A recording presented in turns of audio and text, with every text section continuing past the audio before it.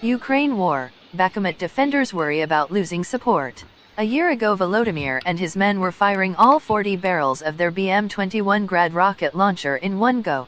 Now they can only afford to fire a few at a time at Russian targets. "We haven't got enough ammunition for our weapon," he explains.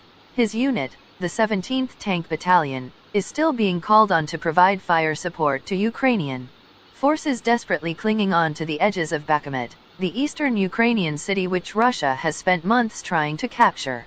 Russian forces are getting ever closer to their goal of taking the city, but at enormous cost.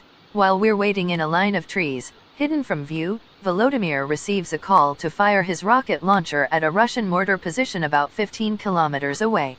His men remove the branches camouflaging their vehicle. They drive towards an empty field about a kilometer away and quickly work out the range. They elevate the rocket barrels towards the target while, out of sight, a Ukrainian drone hovering above assesses their accuracy. They're told their first rocket misses by about 50 meters, so they adjust the elevation and fire another 2 and quickly return to the trees for cover. This time they're told they've hit the target.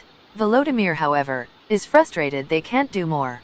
"We could have provided more support to our guys who are dying there." He says Ukraine has already burned through its own stocks of Grad ammunition, so is relying on rockets sourced from other countries. Volodymyr says supplies are coming from the Czech Republic, Romania and Pakistan. He complains the rockets originating from Pakistan are not of a good quality. Ukraine's call for more weapons and ammunition has only become louder the longer the war has gone on. The focus now is preparing for a major offensive. But at the same time Ukraine is still having to expend huge resources on just maintaining its position. Despite the recent arrival of modern weapons, like tanks and armored vehicles, Ukraine remains heavily reliant on its older, Soviet-era arsenal. The Russian-made Buk air defense system, which can target aircraft, drones and missiles, is still one of its prized possessions. We get rare access to see one further along the front line, also hidden in a wooded area. This sophisticated weaponry has helped prevent Russia gaining control of the skies. Joseph, the Buk commander, tells me it's target number 1 for Russia. This explains the extreme care taken to protect it. The long vehicle with its radar dome is buried in a deep trench covered with camouflage netting.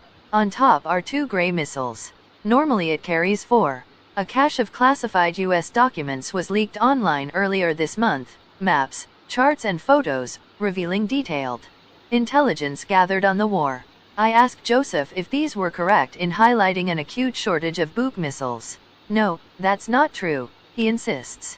But he does admit that the Buk is proving hard to maintain and Ukraine needs more. "We haven't got enough," he says. "Parts break and we haven't got spares because the factories that produce them are not in Ukraine." Joseph doesn't only dispute some of the contents of those leaked U.S. intelligence reports. He questions whether they have really revealed any secrets. "Why should we be angry with the Americans?" he asks. "Because they gave information the Russians have had for 20 years? Ridiculous." Russia, he believes, has always known about the capabilities of Ukraine's armed forces. But Russia still does not know the timing or place of Ukraine's expected offensive. It will be key to taking back territory and relieving some of the pressure being felt along Ukraine's 800-mile, 1,300 kilometers, front. Wherever it happens, Russia will have to redirect some of its forces. But Ukraine too is having to arm and equip new units to conduct that offensive. Both sides are struggling to feed the front line. At another location near Bakhmut, Ukrainian troops from its 80th Brigade are already expending hundreds of artillery rounds a day to try to repel Russia's advances. They are already using some of the weapons supplied by the West.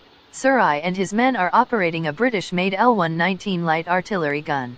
But Surai says they too are having to ration rounds. He says they're firing on average 30 rounds a day. "We've got enough people for the moment," he says. "But we need ammunition. Ammunition is the most important." I ask Surai if this is the make or break year for Ukraine. "If we go on the offensive this year and retake our land, then we'll win," he replies. "But, if that doesn't happen, then we don't have the resources for the war to go on for another 5 to 10 years. Volodymyr, the commander of the Grad, is even more blunt. "The country is exhausted, the economy too," he says. And he fears that if Ukraine's action on the battlefield are not decisive this year, then Western support may falter. We are also worried our Western allies are getting tired of helping us. Thank you for watching my video. For more videos, stay connected and must subscribe my